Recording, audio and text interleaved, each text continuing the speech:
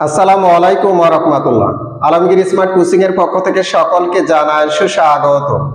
সুপ্রিয় ভিউয়ার্স, ঐতিহাসিক সাল সাধারণ জ্ঞান নিয়ে আজকে আলোচনা করব।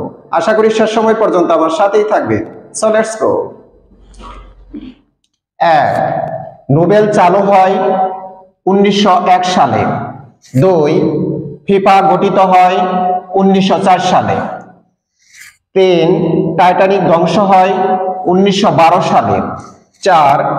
প্রথম বিশ্বযুদ্ধ শুরু হয় 1914 সালে। 5.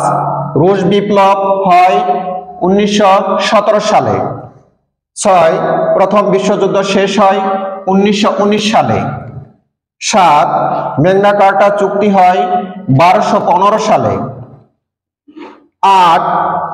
শিল্প বিপ্লব হয় 1760 সালে। 9.